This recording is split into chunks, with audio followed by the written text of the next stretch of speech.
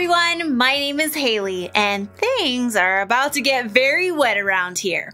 It's time for another summer tradition, the water balloon fight.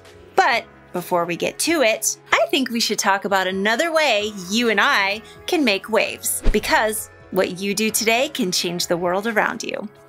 Usually, to make a wave, you need a body of water, like an ocean or a river. But for the kind of waves we're making, you need things like love and patience and joy. You can change the world with those things. Today, I'm hoping to make a wave of peace. In a water balloon fight, peace is the last thing you want. It's every person for themselves in a war of water, where the most dry person at the end is the victor. But to demonstrate peace today, I'm gonna have a water balloon fight. But I'm not gonna throw a single water balloon. I think that's the best way to... hold on! I was not ready! I wanted to say something first. Okay, if I'm going to demonstrate peace, I have to be...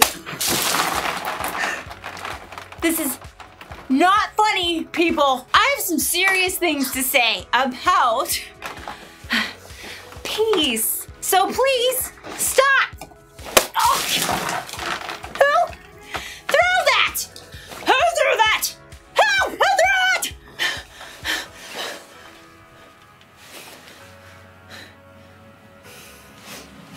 Nah. In today's story, we're going to learn about two guys who are about to go to war and the one woman who was brave enough to stop them. So, let's take a break from the water balloon throwing until we get back.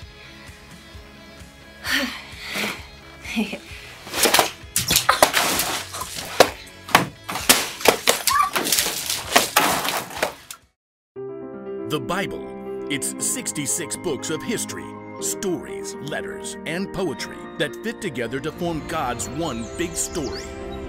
The epic adventure of how He created us and loves us so much that He made a way to rescue us. As we travel through the Bible, from Genesis to Revelation, we discover people who met God and found their lives changed forever. Now, for an amazing story, inspired by the book of 1 Samuel, chapter 25, verses 1 through 35. Near the town of Carmel lived a wealthy man named Nabal. Money, money, money, always sunny, yeah, in a rich man's world, woo! The world was not so sunny for anyone who had to be near Nabal, like his servants. Our boss's picture is right here in the dictionary beside foolish person. See? Nabal was also terribly rude. You, bring me another leg of mutton. What's wrong with this one? It's touching those peas. But you asked for peas. I asked for tea, you blockhead. I shall dump these peas on your noggin. But unlike Nabal, Abigail, his wife, had a clear mind and a wise heart. She kept a close eye on her husband's estate and did her best to keep him from destroying their lives with his quick temper. Tell me, how was the flock this season? Have we lost any sheep to raiders? Not a one, my lady. But last season our sheep were attacked by robbers a dozen times. We've had protection. Protection? How? David and his men have been camping nearby. As long as they've stayed near our flocks, they've kept us and the sheep from any harm. Very good. I've heard some say David will be king in Saul's place. Has Nabal thanked David for his help? Give thanks, Nabal. That was very funny, my lady. I'll consider the matter. Let me know if anything changes. The time for sheep shearing neared, and Nabal ordered a grand party to celebrate. Music, drink, mutton, bread, cakes, raisins. Are you writing this down? Yes, sir. But no peas. No peas. As Nabal ordered the festivities, 10 young men arrived to bring a message from David. That outlaw, what does he want? David says, "May you live long and everything go well for you." Only what I deserve. He says, "I hear that you are clipping the wool off your sheep. When your shepherds were with us, we treated them well. The whole time they were at Carmel, nothing that belonged to them was stolen. Please be kind to my men. Please give us anything you can find for us.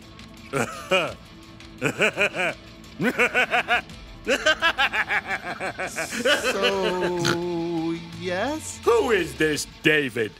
Many servants are running away from their masters. Why should I give food to men who come from who knows where? So, no? Vamoose! And don't let the door hit you on the way out. David's men quickly returned to camp. They found David's anger could be just as hot as Nabal's. Each of you put on your swords. In a short time, David and 400 of his men were marching up the mountain to confront Nabal. Word spread quickly. A servant raced to find Abigail. David sent messengers to Nabal and asked for a share of food, but Nabal was rude and shouted at them. You must do something or terrible trouble will come. Abigail didn't panic. She took a deep breath. We have to get ahead of this. Take a list, please. On it. 200 loaves of bread, 200 bottles of wine, 5 sheep, a bushel of grain, 100 raisin cakes, 200 cakes of pressed figs. Any peas? No peas. Save those for Nabal. What else? Load it all on donkeys and start down the mountain. I'll follow. As David and his men quickly climbed the mountain, the caravan of donkeys and gifts made its way down the steep road. David's anger grew as he neared the mountain estate. He gripped his sword tightly. Everything we've done hasn't been worth a thing. I watched over this fellow's property, but he paid me back evil for good. I won't leave one of his men alive. What's this? Donkeys? And looks like food for a feast? At the back of the caravan, Abigail could see David as they met the donkeys. She took a deep breath, hopped off the donkey, and ran forward, throwing herself to the ground at David's feet. Pardon your servant, sir. Please don't pay any attention to that evil man, Nabal. He's always doing foolish things. But now the Lord has kept you from using your own hands to get even. I've brought a gift for you and the men who follow you. Abigail dared to look up. David was watching her closely. The Lord your God will give you a kingdom that will last. That's because you fight the Lord's battles. He'll appoint you ruler over Israel. When that happens, you won't have to worry about how you killed people without any reason. The Lord your God will give you success. When that happens, please remember me. Slowly, David nodded. He removed his hand from the hilt of his sword and reached down to help her up. Give praise to the Lord. He has sent you today to find me. You have shown a lot of good sense and kept me from using my own hands to get even. He has kept me from harming you. Prepare a feast for your men. You've earned every bit of it. Go home in peace. David accepted the gift and turned back instead of facing down Nabal. Abigail returned home to find her husband holding his giant party. Nabal, I've made peace. Peace? Ugh, hate him. Woo-hoo-hoo. Though David didn't kill him, Nabal soon met a dreadful end. Abigail and her entire household were saved because she chose to get creative and make peace.